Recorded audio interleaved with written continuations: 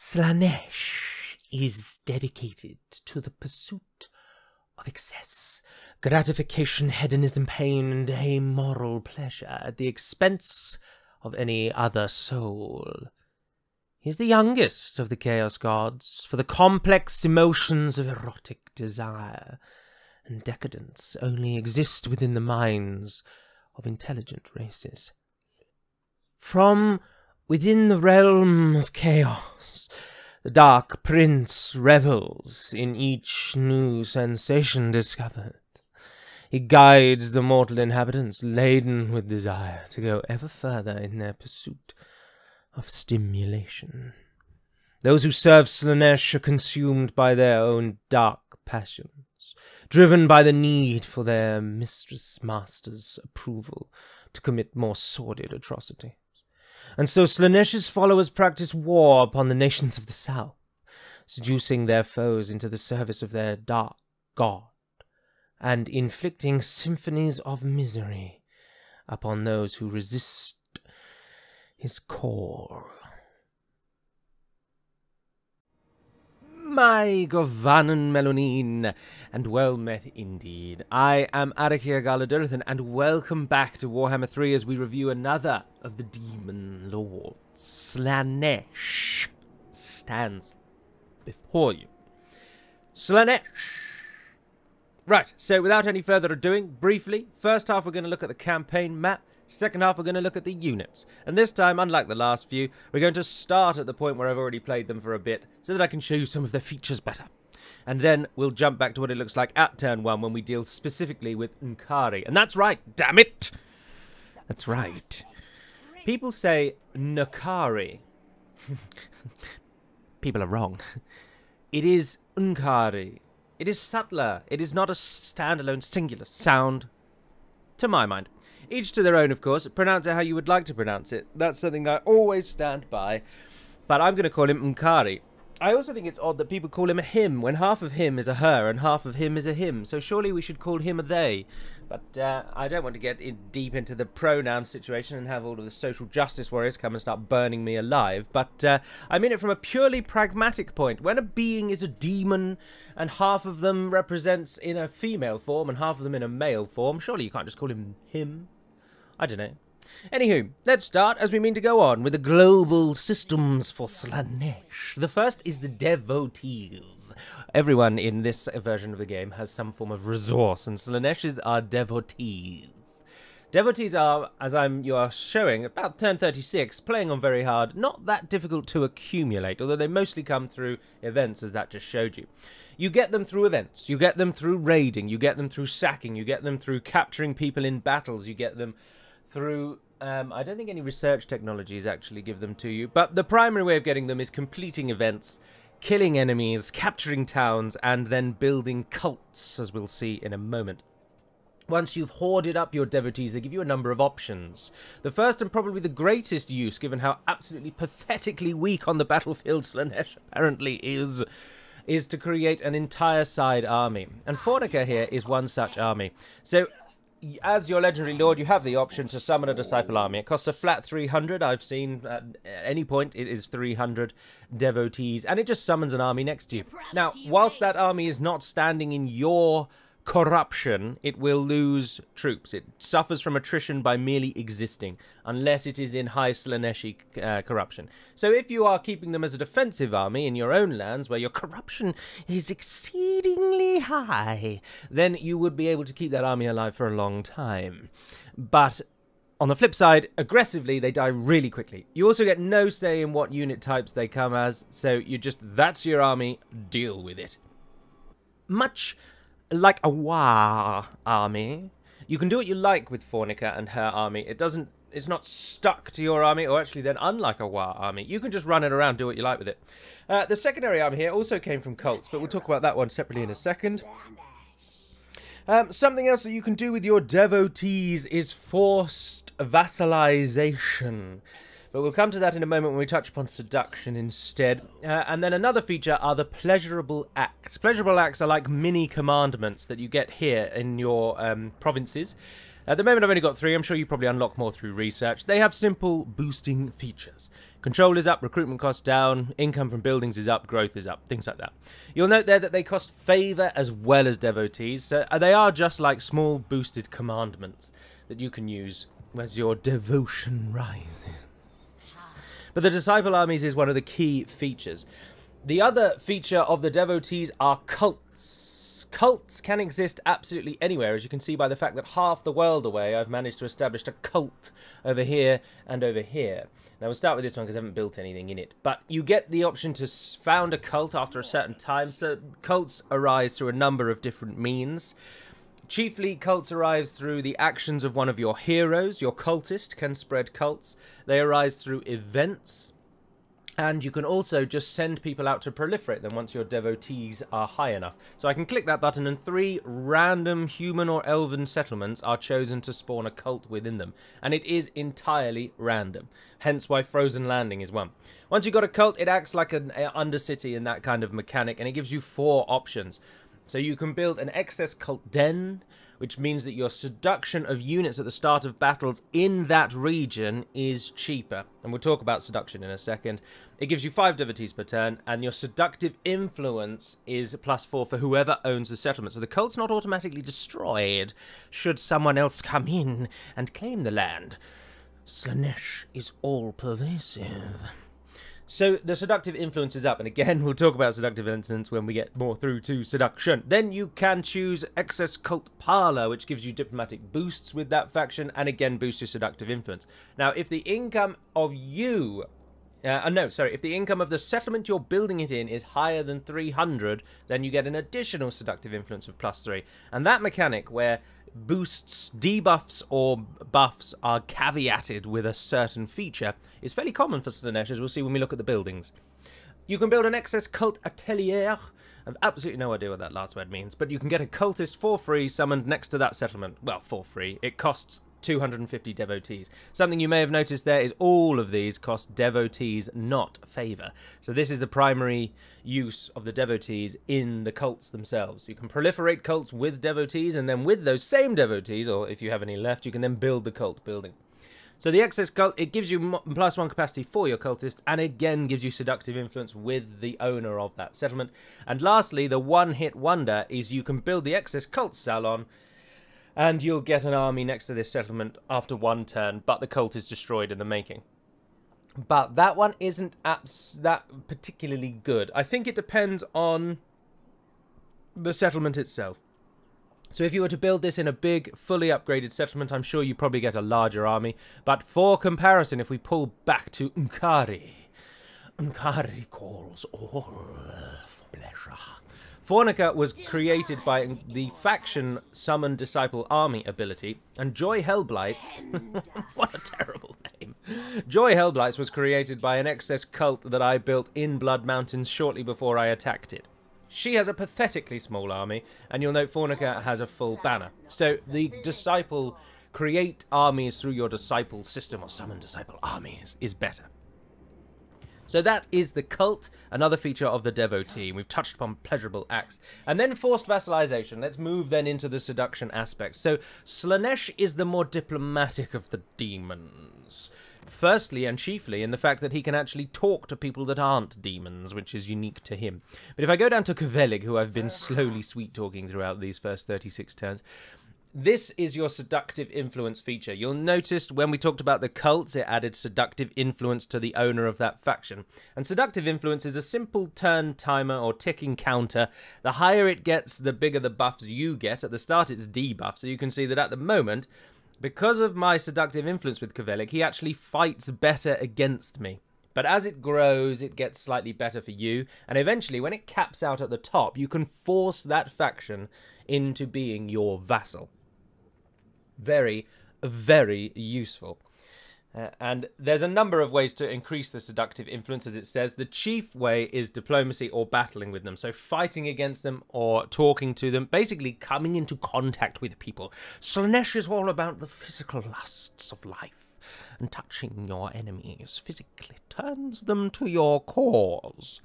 And such as it is with the seductive influence. You can also spread through corruption, so your pervasive corruption that spreads from within your realm to those that neighbour you can increase your influence with the people it is moving into. Cults boosted as well. And then lastly, the gifts of Slaanesh. So the seductive influence's chief and primary role is to give you some buffs when you're against that faction further on down the line, and eventually you can force vassalization. The gift of Slaanesh is the next global feature, and it is very simply a debuff system that applies to your enemies. You can apply it to lords and heroes, and you do it by either fighting them in battle and beating them, or using your own heroes to act against them.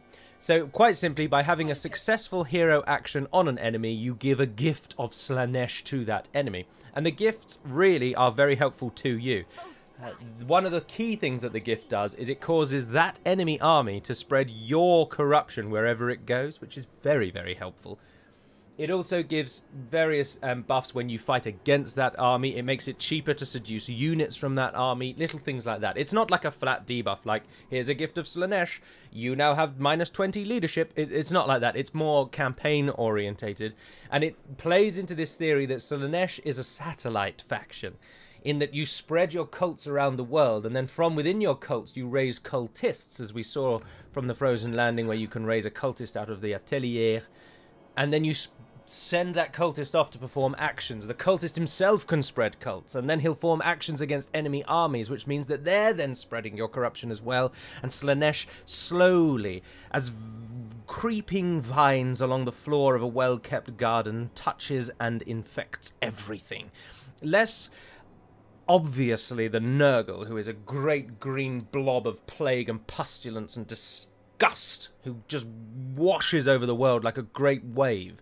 Slaanesh is more subtle and affects the minds of everything.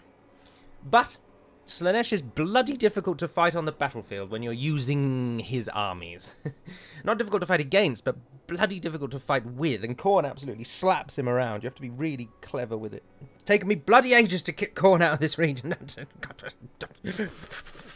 Anywho, so those are the global features of Slaanesh. Devotees are your primary resource, and you are very intertwined with your cults and playing around with what your cults do. You can seduce your enemies, and the primary seduction feature is that you can take control of enemy units prior to battle. I've touched on it already, and it's the final feature to discuss. You can seduce enemy units. You start your battle, you'll have a look over at the enemy army and at your army. I don't have an enemy nearby to show you, I'm afraid. And then what you can then do is you are given a set amount of favour, which I believe can be boosted through research, and each unit is ascribed a favour cost. So very powerful units cost a lot more favour, so you'll be able to seduce less of them. You can only seduce a total number, and then you're bound by the favour as well. So you've got a certain amount of favour. At the start of the game, it's 2,000 favour per battle. It doesn't eat into your actual favour cost. I think they should have given it a different name, because it'll be quite confusing to some. It doesn't actually cost you any money, so it's just an arbitrary number.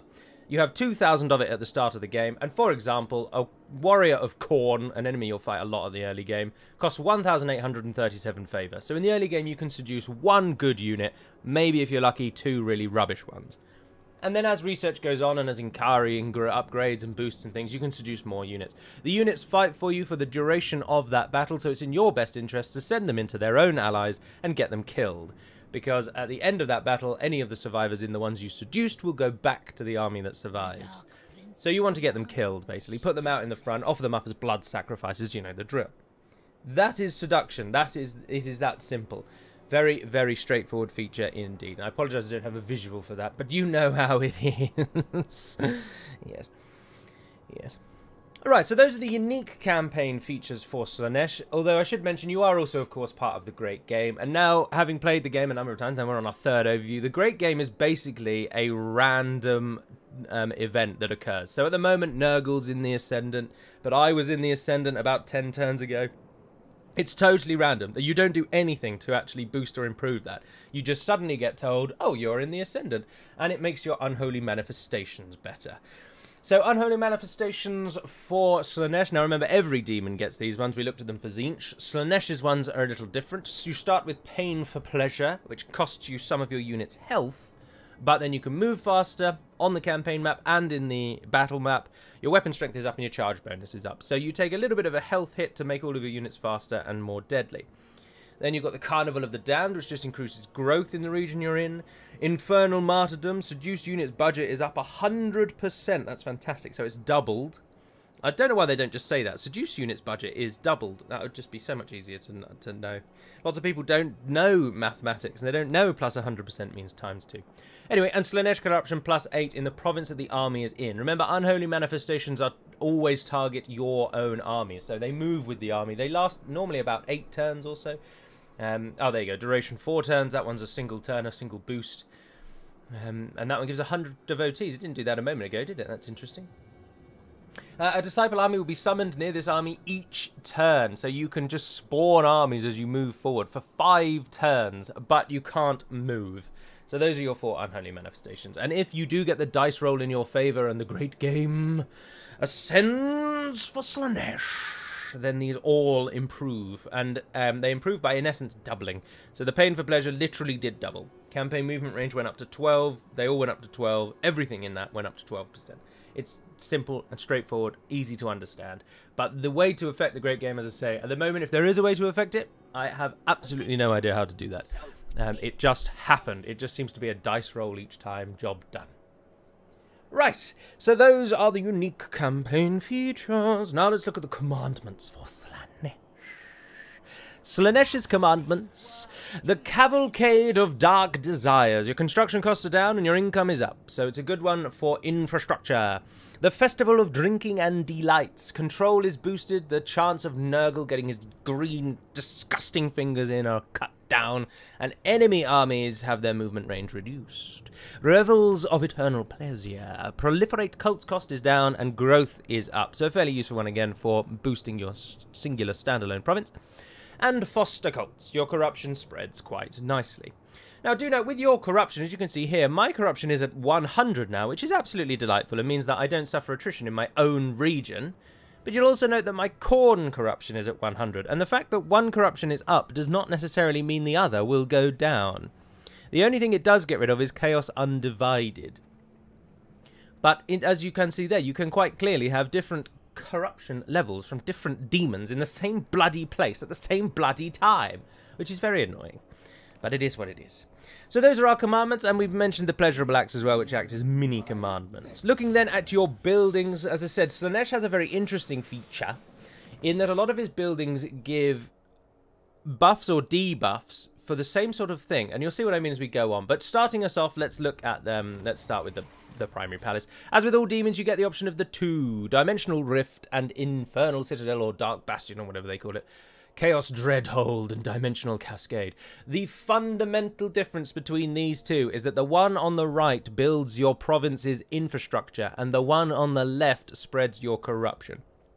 So the key difference is the Dimensional Rift gives a growth. Well, let's show it at the highest level so you can see it in the worst case scenario. The dimensional one, growth is only ever at +10, whereas the Dreadhold, or the Castle we'll call it, your growth is up at 50 and your control is up at 5. Whereas the dimensional doesn't have a control aspect. That one reduces the cost of military recruitment and it spreads your corruption. It reduces recruitment costs as well. That one reduces the cost of your infrastructure. Has nothing to do with corruption and gives you control and growth. So as we saw with Tzeentch, the right-hand side is perfect if you're losing control of the region, or if you really want to speed up, to get buildings quicker, to get your growth up higher, to improve the region as a whole. But then if you're struggling under the woes of enemy corruption, then it's better to go with the dimensional tears, because they will spread your corruption better. Otherwise, though, they are very, very, very similar in all other forms. They do the same things, indeed, with giving walls outside of Ogre or Norscan homelands.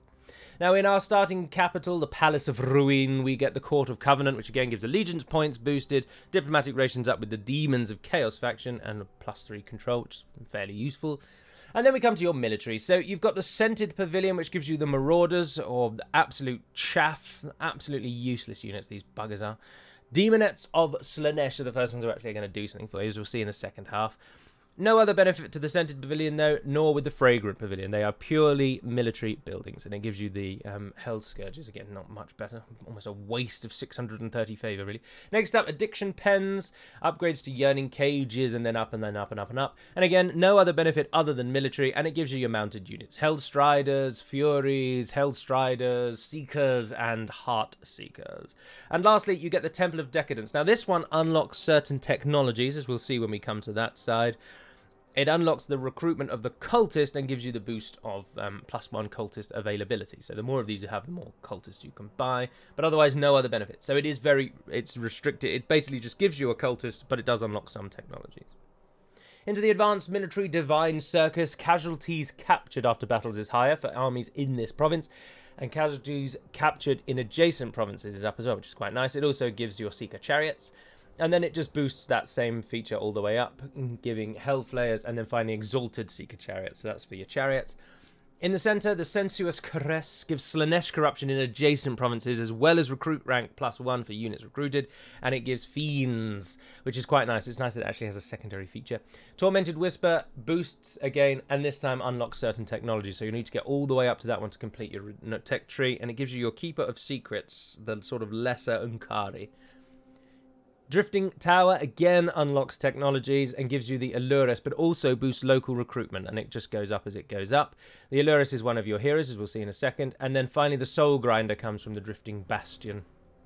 The Soul Grinder of Slaanesh. You've then got your standard defensive options. In capital cities, these obviously boost the defenses of the city itself, because it starts with walls as a standard in the capital region. If we change to a lesser region, it is just defensive supplies are up, enemy heroes action chances down, and then at the second tier, it gives you walls. But do note, it gives you a garrison. Something that the base game does not give you, that you'll need mods for when they eventually come out, is military buildings don't give garrisons in the base game. So if you want to boost your garrison, your only option is to build the wall building. And it is indeed the same for your capital province. It gives a garrison as its core feature. And you'll note there as well that in the capital, it improves the towers. You get your standard anti-Skaven building and anti-plague, and it boosts your corruption as well as a nice little addition, which is fairly handy.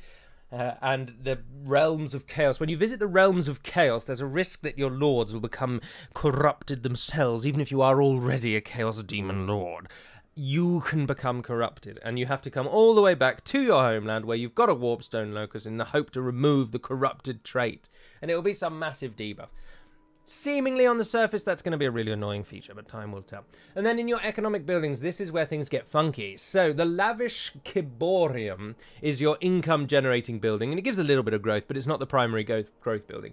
But you'll note, when the control in the region is in the negative, this building makes that situation worse. So in order to get good monies out of this, with income generated and income from all buildings up at 50% in this region, you get that benefit.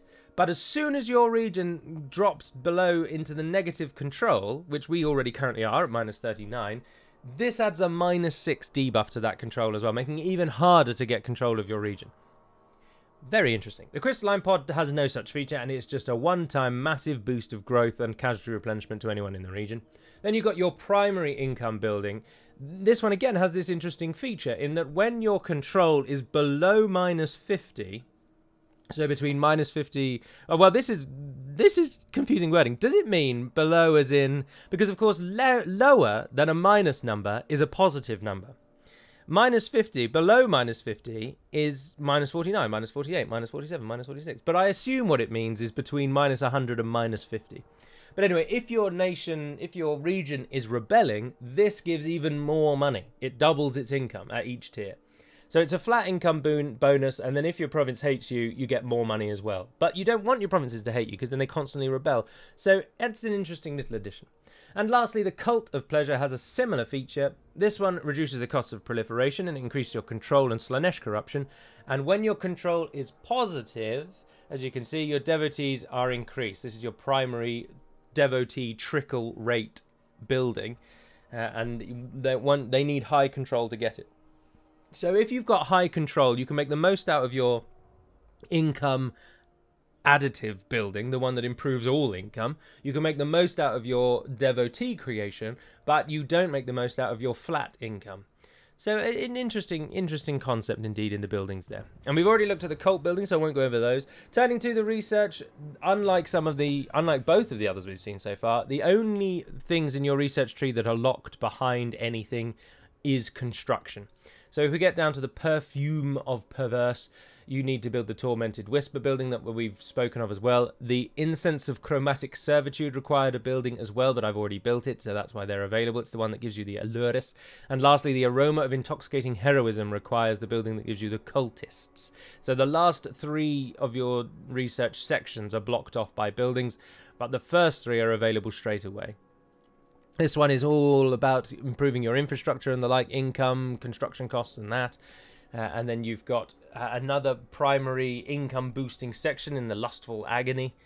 And Fragrance of the Divine improves your lore spells and gives diplomatic boosts, and it's a sort of miscellaneous really. But I'm not going to go through all of them. But those are the 3 that are free from the beginning.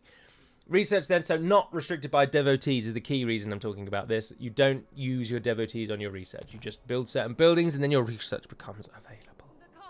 Turning to Lords and Heroes then, let's start with Heroes first.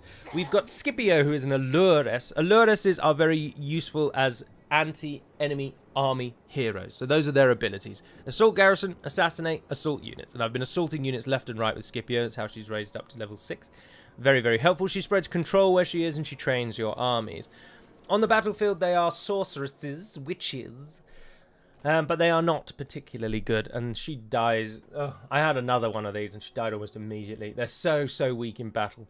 But their primary function is to cast spells, and that you can have them as Lore of Shadows or Lore of Slaanesh, and that, of course, decides which spells they get. The Penumbral Pendulum is supposed to be hella broken in Warhammer 3. Something has been really overtuned with it, but by the time you get your hands on the game, which is tomorrow, actually, the day this video goes out, the game releases tomorrow, I think the pendulum has been nerfed by then. But anywho, they are your primary anti-army heroes. And then the cultist Malefics, and a little elf lady. The cultists are all about spreading cults. So she can establish cult and she spreads corruption wherever she is. 2 things that boost your cults. She can wound enemy heroes and she can hinder replenishment. And she boosts your army's mobility. On the battlefield, she's more of a warrior than a... in fact, she is a warrior. Far more than the Alluris, as we'll see when we look at the battle map side. She doesn't have any spells at all, and she's just a straight-up fighter. But as with most Slaaneshi units, the primary premise is that they are slippery. They are difficult to hit. They dance around the field in alluring ways and confuse their enemies.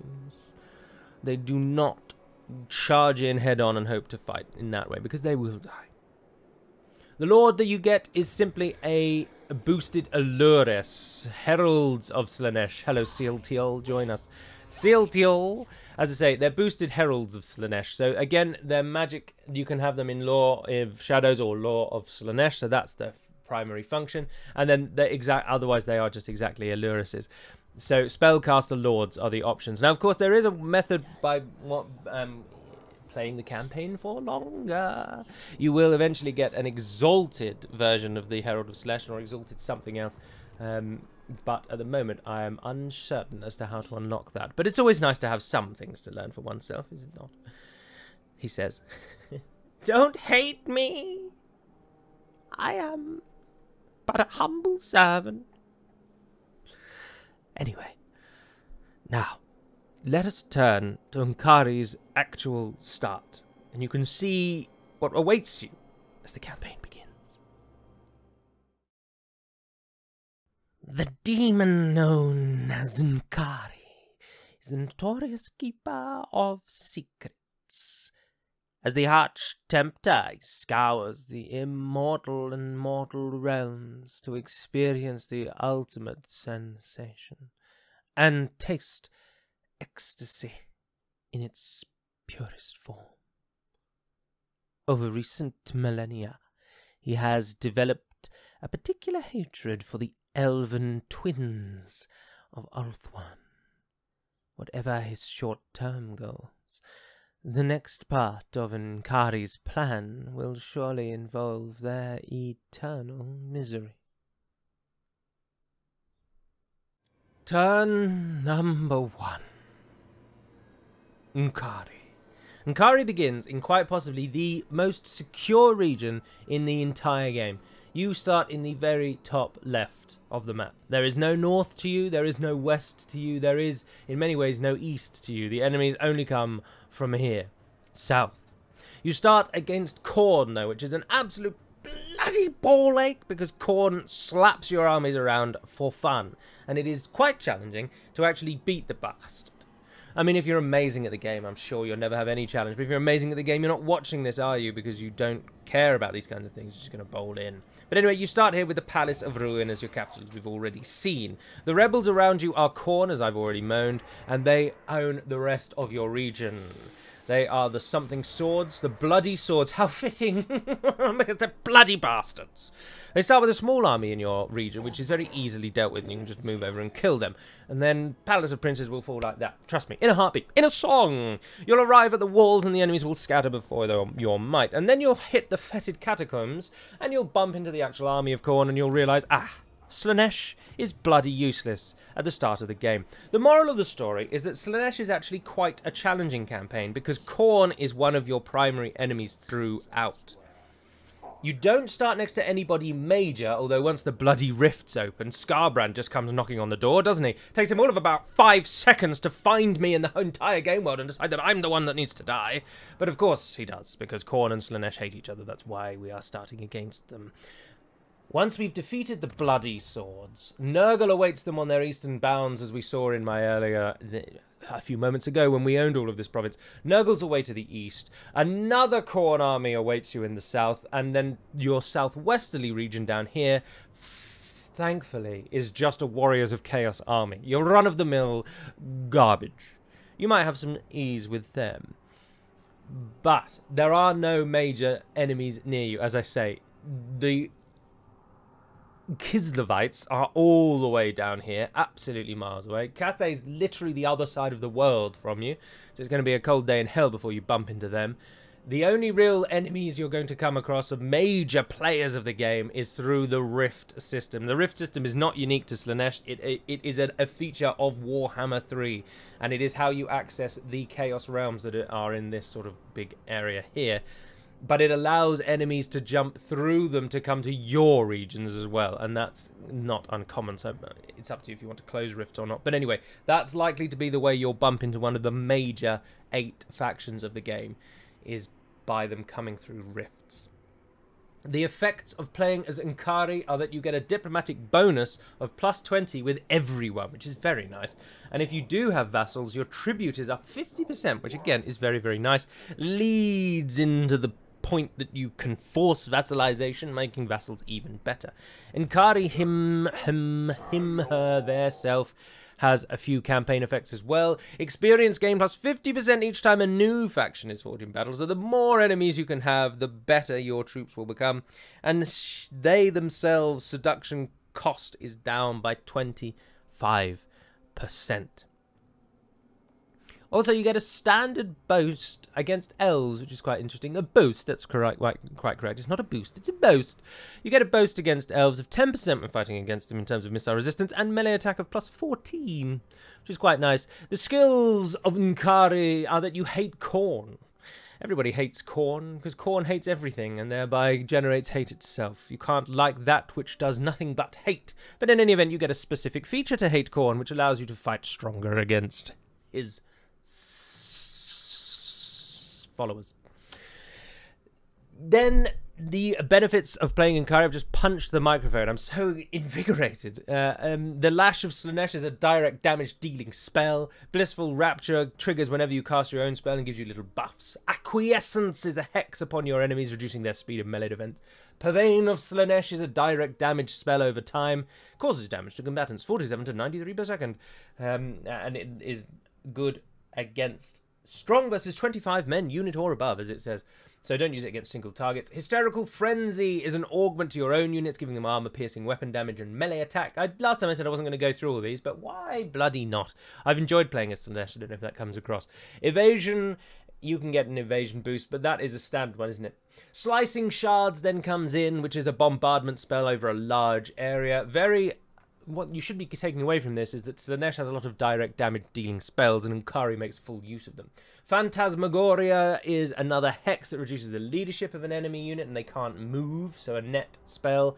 Earthing gives your miscase base chance down. Magical reserves, winds of power is up. And then the Arcane Conduit, which we all know and love very well, boosts your power recharge rate.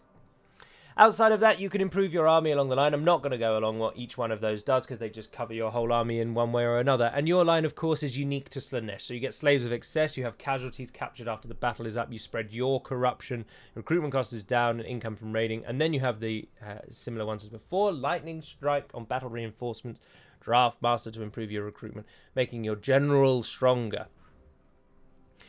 Unkari himself, herself, has absolutely pitiful armor, as you can see, of only 5. Absolutely non-existent armor, which means everything in the world does damage to him, or her, or them. I'm going to call him him, because everyone else does, so that's just how I know him. But it was just something I thought. Anyway, you are a warrior, so you get the warrior line. Charges up, melee defense, armor, melee attack, melee strength, all that kind of stuff. But you know, there's not very many unique ones along the top. But you do get then a unique line for Unkari, which improves him. Willing Prey is another hex ability he has. He can improve his speed and weapon strength. Diplomatic relations is up with everything other than Khorne, and Khorne corruption drops wherever he is, which is very handy. Soporific Musk attacks, which we'll see on the battle side, reduce your enemy's ability to attack back. Soporific Musk, sorry.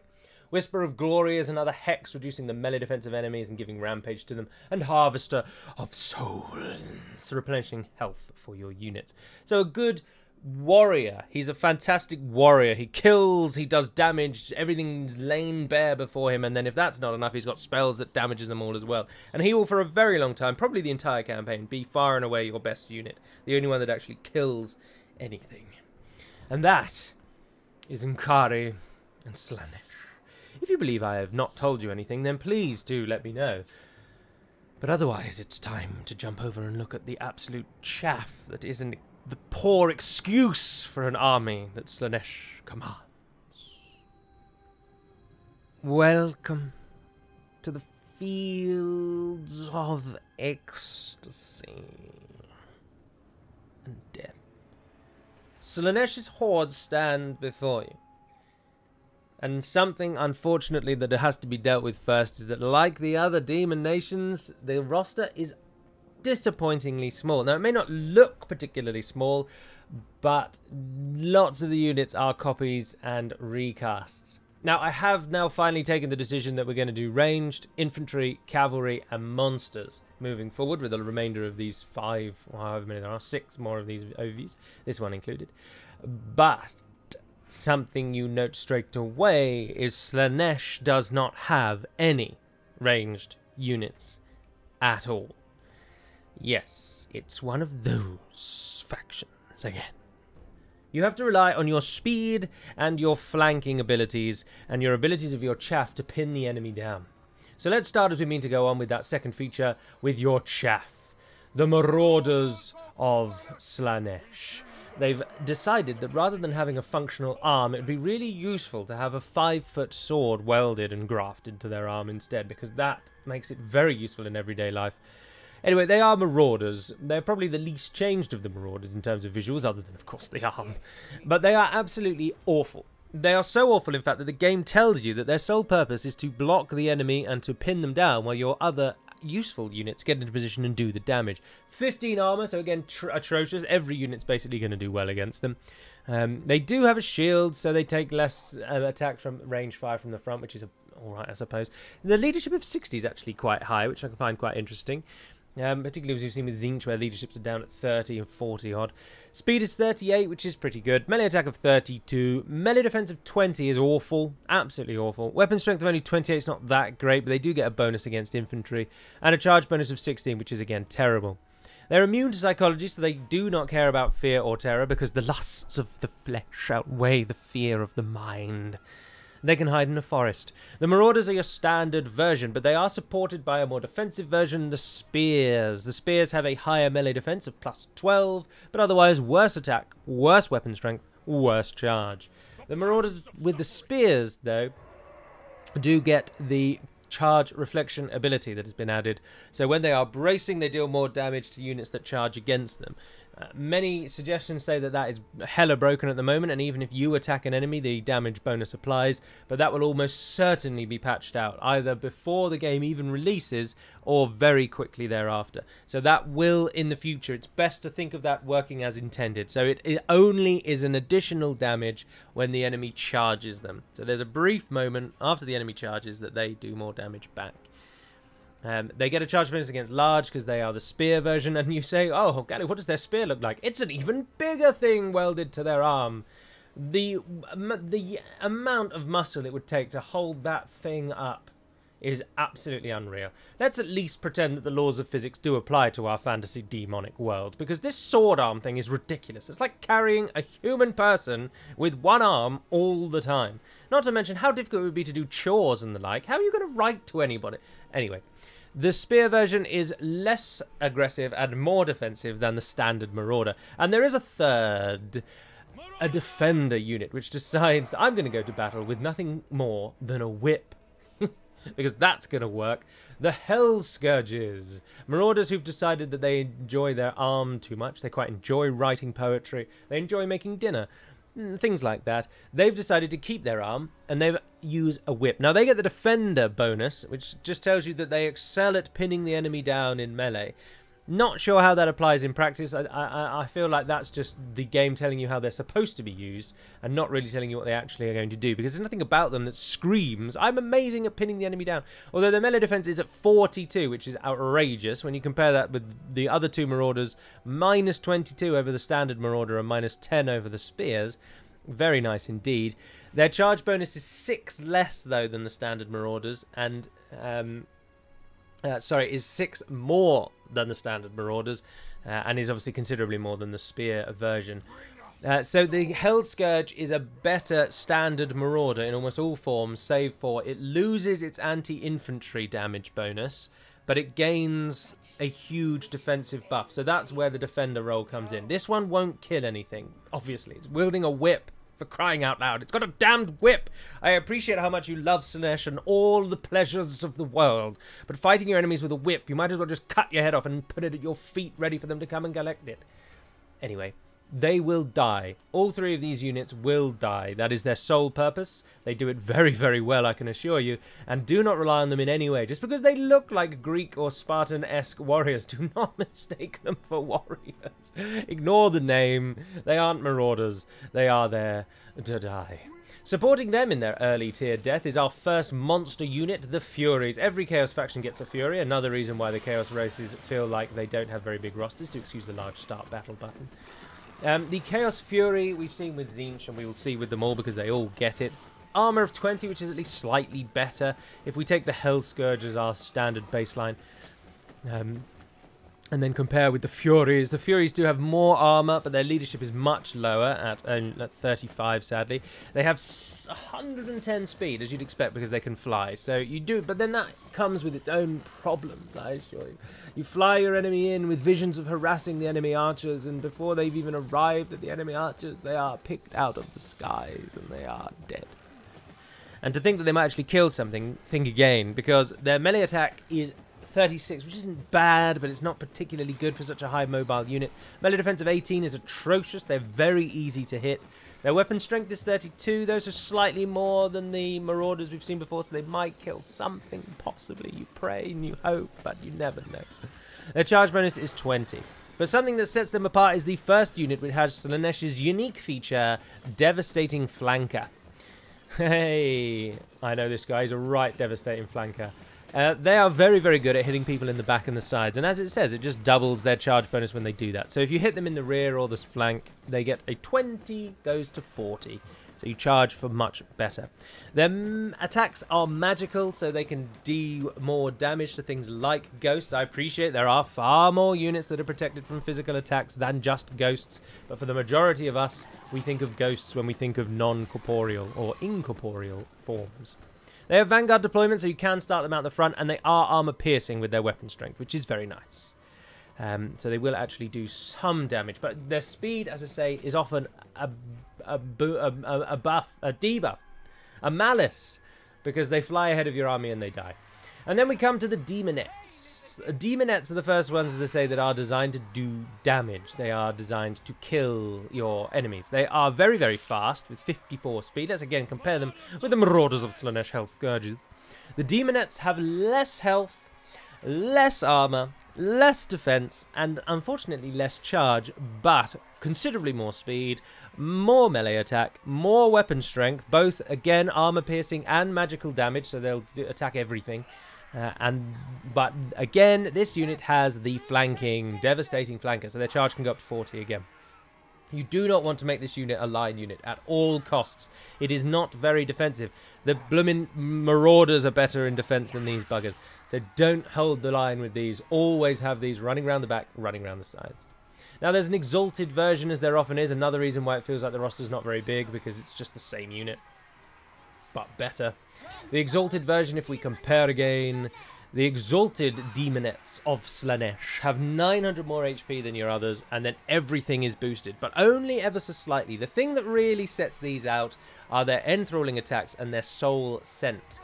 So the enthralling attacks, this unit's melee attacks can stay the hand of those on the receiving end, which means the enemy might not hit back, which is this one. Their melee attack drops by 8, so it's less likely that these will be hit by anything they are hitting, which is fairly useful. And also they get the soul scent alongside devastating flanker. Soul scent means that the more units that are routing around them, the better their attack chance and armor piercing damage becomes. Remember, melee attack is your chance to hit. I really wish they would reword it, because I just think having weapon strength and melee attack is just too confusing. Melee attack is the chance to actually hit the enemy, which is why the magical attacks gets put in there, because obviously it goes against the protection from physical damage. But the Exalted Demonettes are just better than the demons in all forms. Always get this one instead of this one when you can. They're very easy to get.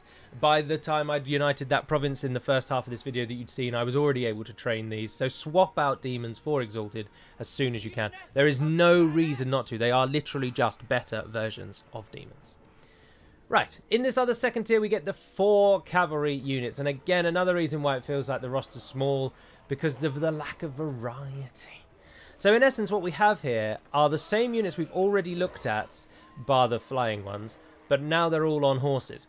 So if we start with the trash one first, the Hellstriders of Slaanesh. So Hellstriders are our little marauder friends. They've taken off the helmets and adopted horns instead, but they're still wielding this useless spear thing for their arms.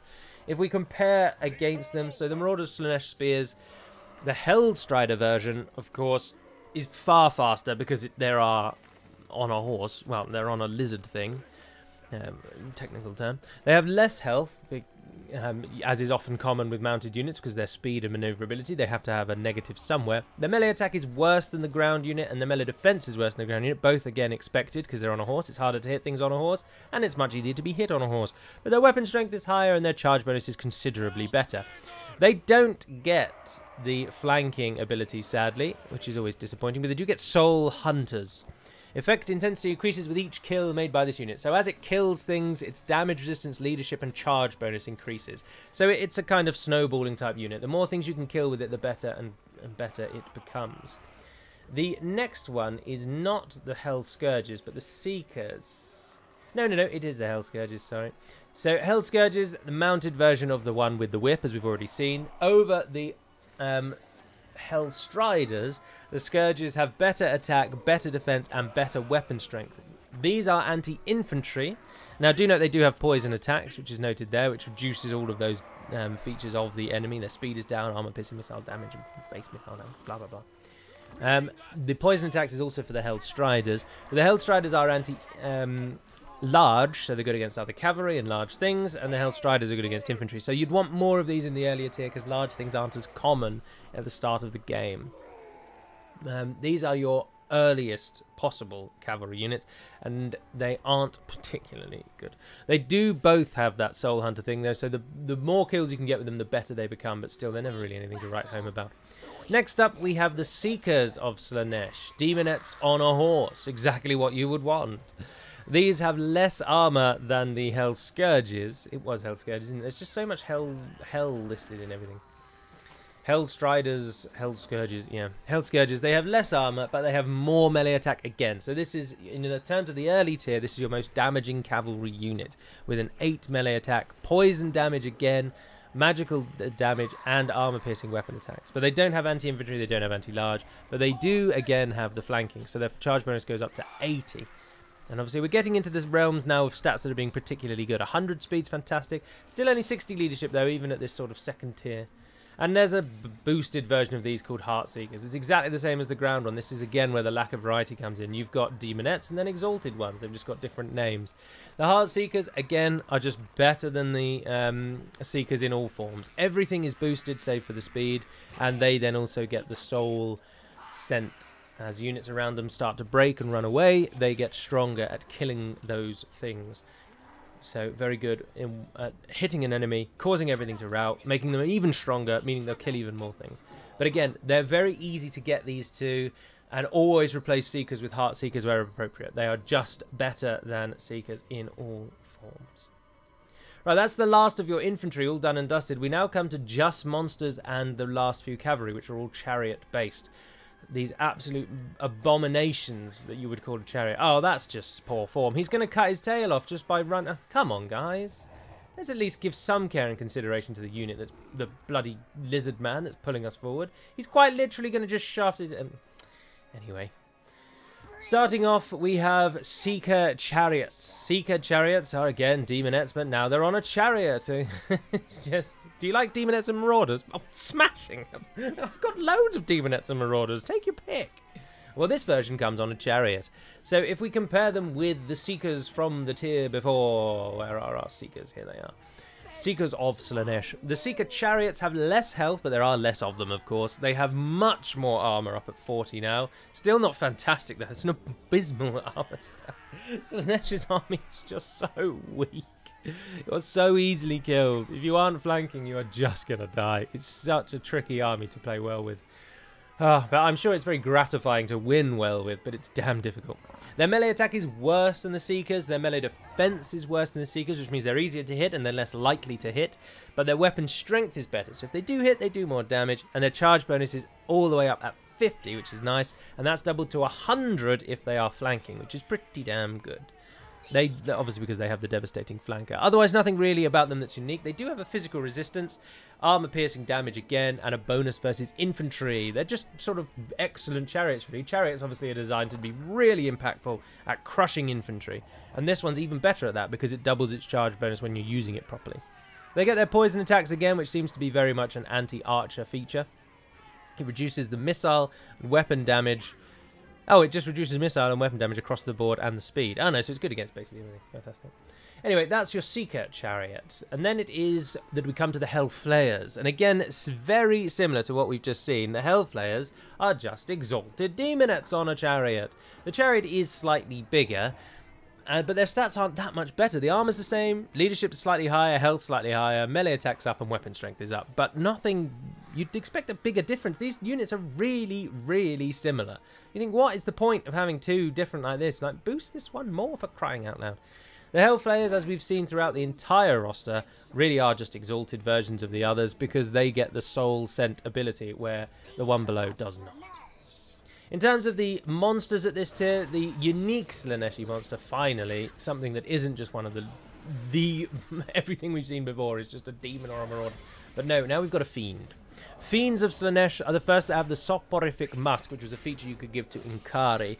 The Soporific Musk just reduces your enemy's melee defense and melee attack. So if this unit attacks something, that unit is less likely to hit back and is then even easier to hit the more this unit fights against it. Something this unit absolutely has in spades, though, is fantastic animations.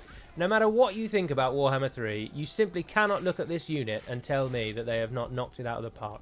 What is this thing doing? How many joints do these buggers have? That is absolutely outrageous. They just look like... They just look like... Again, they defy the laws of physics.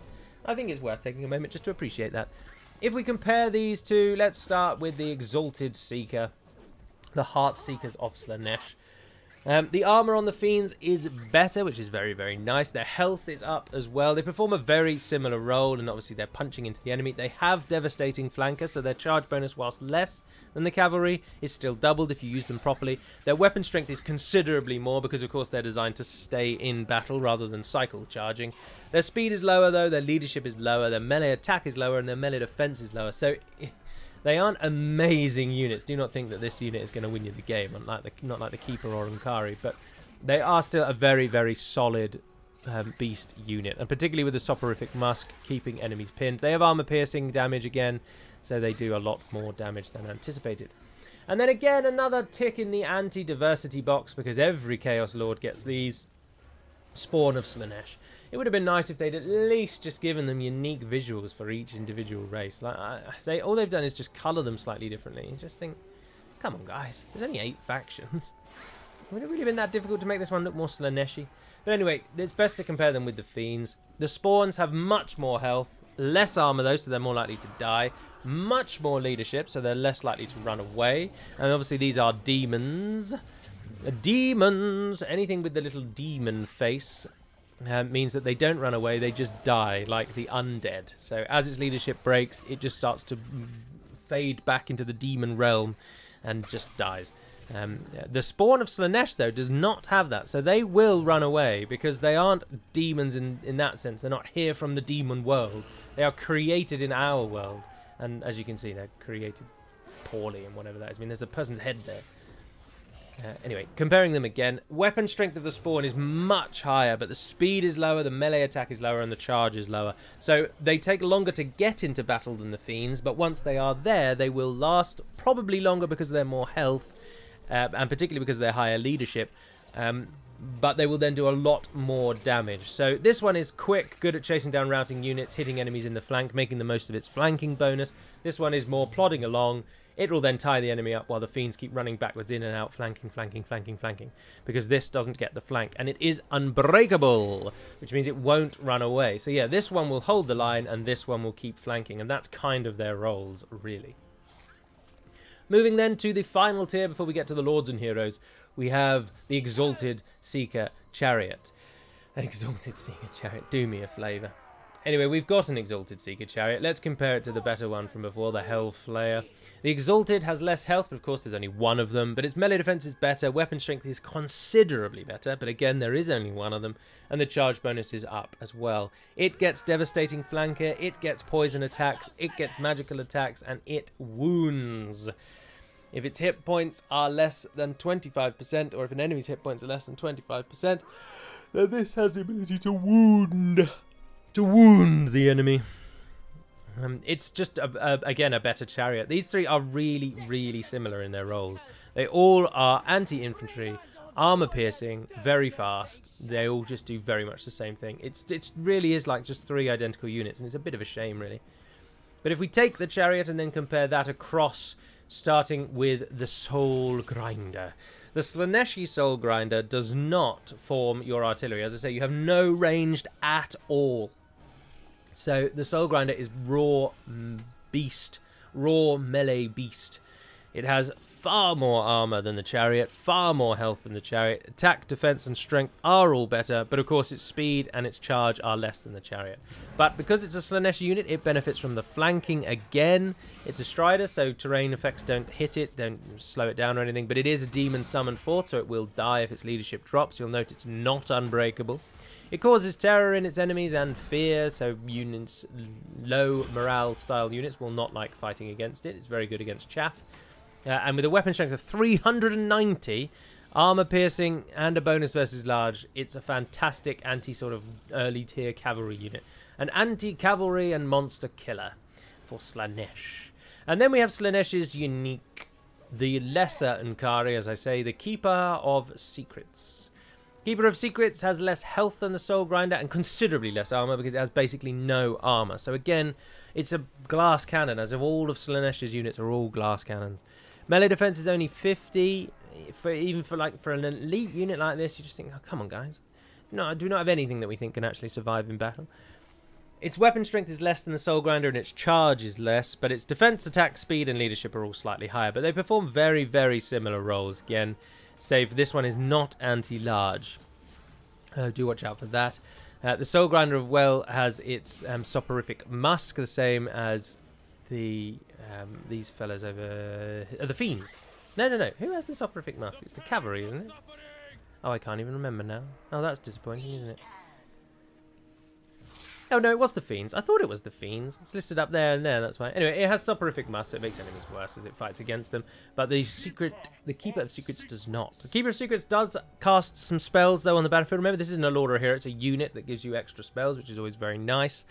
And it is also a devastating flanker.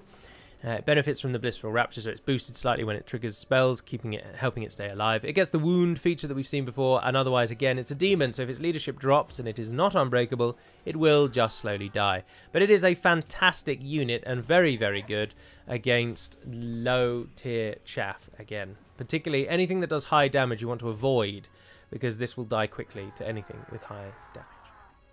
Before we deal with Inkari, let's just have a look at our two heroes then. So we've got another demon or another marauder, although this time the marauder is at least doesn't look like a marauder and looks like a dark elf. But start with the Allurus. The Allurus is a spellcaster, so you don't really want to get her into battle. We don't really have anything to compare her against because heroes perform in their own little realm. But her weapon strength obviously is quite high. Charge bonus is fairly good. Melee defense is alright, but with 15 armor and only 2,600 hit points, she will die very quickly if anyone arrives in melee to hit her. Keep her at the back, keep her casting spells. Comparing her with the Cultist has more health, but only a pitiful amount with these sums we're looking at. Slightly more armor, better melee defense and better weapon strength, because this one's more of a fighter, but its speed, melee attack and charge are all lower. So the Allurus is more likely to hit than the Cultist. Very disappointingly, in my mind. The Cultist does have some boosting abilities, and they are all sort of augments or hexes. She doesn't really do any damage dealing. In fact, she does no damage dealing. But she will boost your armies, and she can summon a unit of demonettes, which is pretty nice. So she's a support melee character. She can get into melee, start killing some things, and then boosting everyone around her while she's there. And the Allurus stands at the back and hits things from afar. And lastly then, we have Unkari compared with the Keeper of Secrets. Unkari has more health. Unkari has more everything, except they don't have any armor. Again, absolutely abysmal armor. So do watch out for high damage dealers, because they will do some real damage. Unkari benefits from the flanking again, so very good at hitting people in the sides. She's got, obviously, or they've got a number of attack and damage dealing spells. Physical resistance, Harvester of Souls, activates when an enemy unit is destroyed within 30 meters and replenishes hit points of combatants. It's a passive regeneration. You have to get that in the campaign if you can use it, but in battle it just starts with it. Demonic again, so if the leadership drops, and again, not unbreakable, even your legendary lord isn't unbreakable. If her leadership drops, their leadership drops, she will just die. So watch out very much for that. But they are an excellent damage dealer. 100 speed, fantastic. Charge bonus doubled up to 80 if you're hitting in the flank. 391 weapon strength with armor piercing, which is brilliant. And a melee attack of 70. Finally a unit that actually knows how to hit, with again magical damage for them. A fantastic damage dealing roster, apart from the bloody marauders who are absolutely useless. But very, very, very, very glass cannon. This army will die if left in prolonged melee for too long. And you absolutely have to try and use every single trick in the book to flank your enemies. You cannot let the enemy just run at you and call it a day. You have to try and flank them. And right, we will end then with just a little view of some of our units charging at the enemy, and I'll see you once battle is joined. Alright then, some devastation from Slaanesh, as Cathay holds their ground as best they can against their monsters and demons. And hold their ground really well, I imagine. They'll probably decimate us. Terracotta giant things. We don't have, other than the fiends, nothing can actually attack these. So it'd be interesting to see. That's a note if you're ever fighting against Cathay. If you don't have anything that can fly or cast spells, you literally cannot attack the balloon cannons. So provided their ammunition lasts long enough, they will just survive.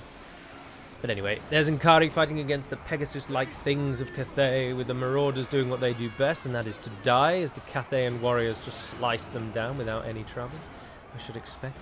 Some fiends hitting in on the enemy flank over there, weaving and warping the fates of our enemies. Well, that's more Zinch's realm, isn't it? Keeper of Secrets doing what it does best as well, actually killing things, the primary role of those two. Very nice. Indeed.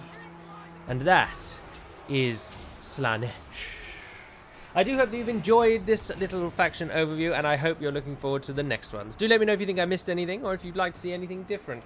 But until we speak again, dear friends, Nevaer Neden Padimad Melunin, and farewell.